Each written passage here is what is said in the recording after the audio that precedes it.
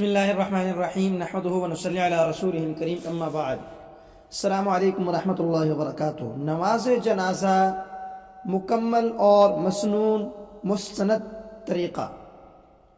نماز جنازہ اسلام کا ایک عظیم فریضہ ہے۔ یہ میت کے لیے مغفرت، رحمت اور نجات کی اجتماعی دعا ہے۔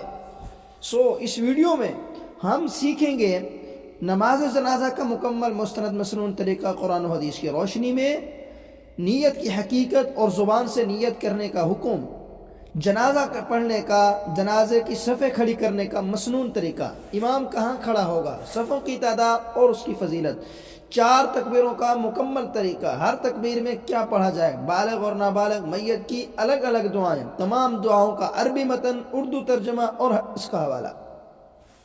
پہلی چیز ہے نیت کا مسئلہ۔ یاد رکھیں، نیت دل کے ارادے کا نام ہے۔ نیت کے لیے زبان سے الفاظ کہنا نہ نبی کریم صلی اللہ علیہ وسلم سے ثابت ہے، نہ صحابہ کرام رضوان اللہ علیہ مجمعین سے، نہ ہی ائمہ مجتہدین سے ثابت ہے۔ اس لیے بعض فقہاء نے زبان سے نیت کے الفاظ کہنے کو بدعت کہا ہے۔ لہذا نماز جنازہ شروع کرنے سے پہلے کوئی مخصوص الفاظ کہنا ضروری نہیں، بس دل میں یہ نیت ہو، میں اللہ تعالیٰ کی رضا کے لیے فلاں میت کی نماز جنازہ امام کی اقتداء میں ادا کر رہا ہوں۔ جنازے کی صفیں کھڑی کرنے کا طریقہ۔ جنازہ سامنے رکھا جائے اور امام میت کے سینے کے برابر آ جائے، مقتدی امام کے پیچھے صفیں بنائیں، اور یہ طریقہ آقا کریم صلی اللہ علیہ وسلم سے ثابت ہے۔ حضرت سمرہ بن جندب رضی اللہ عنہ فرماتے ہیں، صلیت وراء النبی صلی اللہ علیہ وسلم علی امرأة ماتت فی نفاسها فقام علیہا وسطها۔ یعنی سمرہ بن جندب کہتے ہیں، میں نے نبی کریم صلی اللہ علیہ وسلم کے پیچھے ایک عورت کی نماز جنازہ پڑھی جو نفاس میں فوت ہو گئی تھی۔ آپ صلی اللہ علیہ وسلم اس کے درمیان کھڑے ہوئے تھے۔ صحیح بخاری جلد 2 صفحہ نمبر 89۔ صفوں کی تعداد کی فضیلت۔ بہتر یہ ہے کہ امام کے پیچھے کم از کم 3 صفیں ضرور ہونی چاہیے، زیادہ کی کوئی حد نہیں ہے، بس طاق عدد کے اندر صفیں بنا لینی چاہیے، اور یہ بھی آقا کریم صلی اللہ علیہ وسلم سے ثابت ہے۔ روایات میں آتا ہے، صحابی رسول صلی اللہ علیہ وسلم ارشاد فرماتے ہیں، ما صلى 3 صفوف من المسلمین على رجل مسلم يستغفرون له الا اوجب الله له، اور ایک روایت میں آتا ہے الا غفر له، یعنی جس مسلمان پر 3 صفیں نماز جنازہ ادا کریں اور اس کے لیے مغفرت مانگے، اللہ تعالیٰ اس کے لیے جنت واجب کر دیتے ہیں یا پھر اس کے لیے مغفرت فرما دیتے ہیں۔ سنن الکبریٰ للبیہقی جلد 4 صفحہ 48۔ یہ ہے جی صفیں بنانے کی فضیلت۔ اب جنازہ کے طریقے کی طرف آتے ہیں۔ 4 تکبیریں ہیں نماز جنازہ کے اندر۔ صرف پہلی تکبیر پر کانوں تک ہاتھ اٹھائیں گے، باقی 3 تکبیروں میں ہاتھ نہیں اٹھائیں گے۔ پہلی تکبیر کے بعد ہاتھ اٹھاتے ہوئے ہاتھ باندھ لیں گے، اور اس کے بعد عام نماز کے اندر جو ثنا پڑھتے ہیں، سبحانک اللہم وبحمدک وتبارک اسمک وتعالی جدک ولا الہ غیرک، عام نمازوں کی طرح یہ ثنا پڑھی جائے گی۔ دوسری تکبیر، اس کے بعد درود ابراہیمی پڑھا جائے گا، عام نمازوں کی طرح جو ہم درود پاک پڑھتے ہیں، اللہم صلی علی محمد وعلی آل محمد کما صلیت علی ابراہیم وعلی آل ابراہیم انک حمید مجید، اللہم بارک علی محمد وعلی آل محمد کما بارکت علی ابراہیم وعلی آل ابراہیم انک حمید مجید۔ تیسری تکبیر کے بعد میت کے لیے ہم دعا کریں گے اور اس کی بخشش کی ہم اللہ رب العزت کی دربار میں سفارش عرض کریں گے، اور اس کے لیے مختلف دعائیں منقول ہیں۔ 2 دعائیں ہم یہاں پر ذکر کرتے ہیں۔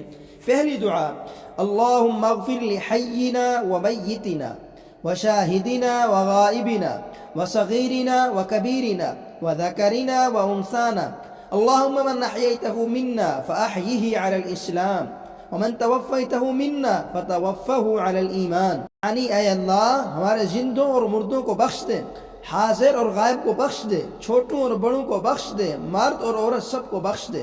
اے اللہ جسے تو زندہ رکھے اسلام پر زندہ رکھ، اور جسے وفات دے ایمان پر وفات دے۔ اور ایک دوسری دعا بھی منقول ہے جو اس طرح ہے، اللہم اغفر لہ وارحمہ وعافہ واعف عنہ واکرم نزلہ ووسع مدخلہ واغسل بالماء والثلج والبرد ونقه من الخطايا كما نقيت الثوب الأبيض من الدنس وأبدله دارا خيرا من دارهم وأهلا خيرا من أهله وزوجا خيرا من زوجه وأدخله الجنة وأعذه من عذاب القبر وعذاب النار. یعنی اے اللہ اسے بخش دے، اس پر رحم فرما، اسے عافیت دے، اسے درگزر فرما، اس کی مہمانوں کو عزت والی بنا، اس کو قبر کشادہ فرما، اسے پانی برف اور اولوں سے دھو دے اور گناہوں سے ایسے پاک کر دے جیسے سفید کپڑے کو میل سے پاک کیا جاتا ہے، اسے اس کے گھر سے بہتر گھر عطا فرما اور جنت میں داخل فرما، اور قبر جہنم کے عذاب سے بچا.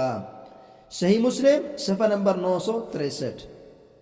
دونوں دعائیں بھی اگر آپ پڑھنا چاہیں تو بالغ میت کے اوپر آپ پڑھ سکتے ہیں. نابالغ بچے کے لیے آپ اس طرح دعا کریں گے: اللہم اجعلہ لنا فرطا واجعلہ لنا اجرا وذخرا واجعلہ لنا شافعا ومشفعا. اے اللہ اسے ہمارے لیے آگے بھیجا ہوا ثواب کا ذریعہ بنا دے، اور اسے ہمارے لیے اجر اور ذخیرہ آخرت بنا دے، اور اسے ہمارے لیے شفاعت کرنے والا اور شفاعت قبول کروانے والا بنا دے. اور نابالغ بچی کے لیے یہ دعا کریں گے: اللہم اجعلہا لنا فرطا واجعلہا لنا اجرا وذخرا واجعلہا لنا شافعتا ومشفعا. سنن ابی داود حدیث نمبر 3180. اے اللہ اسے ہمارے لیے آگے بھیجی ہوئی ثواب کی باعث بنا دے، اور اسے ہمارے لیے اجر و ذخیرہ بنا دے، اور اسے ہمارے لیے شفاعت کرنے والی اور شفاعت قبول کروانے والی بنا دے. اس کے بعد یہ چوتھی تکبیر پڑھیں گے اور سلام پھیر گئے. پہلے دائیں طرف سلام پھیریں گے، پھر بائیں طرف سلام پھیریں گے. یہ تھا نماز جنازہ کا مکمل، مسنون اور مستند طریقہ جو صحیح احادیث کی روشنی میں بیان کیا گیا ہے.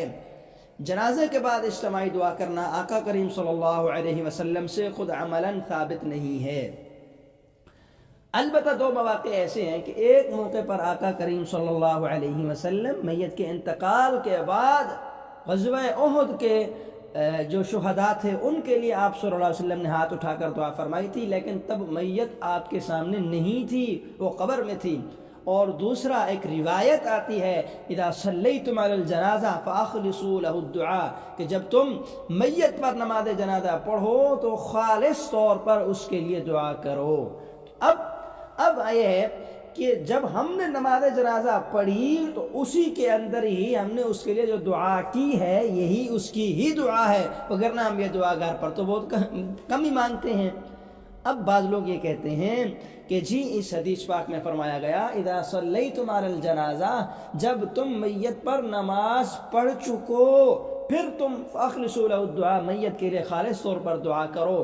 صلیتم یہ جی ماضی کا صیغہ ہے اور اس کا ترجمہ ہے جب تم نے میت پر نماز جنازہ پڑھ لیا. تو ان حضرات کی خدمت میں عرض یہ ہے کہ ماضی کا صیغہ کبھی کبھی مستقبل کے معنی میں بھی آتا ہے، جیسا کہ حدیث پاک قرآن کریم کے اندر ایک اور جگہ پر آیا ہے: یا ایھا الذین آمنوا اذا قمتم الى الصلاۃ فاغسلوا، اے ایمان والو جب تم نماز کے لیے کھڑے ہونے کا ارادہ کرو تو پھر آپ نماز کے لیے وضو کرو. فاغسلوا وجوہکم. اب اس کا معنی ہم یہ نہیں کر سکتے یا ایھا الذین آمنوا اذا قمتم الى الصلاۃ، اے ایمان والو جب تم نماز کے لیے کھڑے ہو گئے، نماز کی طرف آپ نے نماز شروع کر دی، اب فاغسلوا وجوہکم، اب آپ وضو کریں. حالانکہ ایسا مطلب ہرگز نہیں ہے کہ نماز شروع کرنے کے بعد کوئی انسان وضو کرے. تو یقیناً وضو پہلے کیا جاتا ہے اور نماز بعد میں پڑھی جاتی ہے.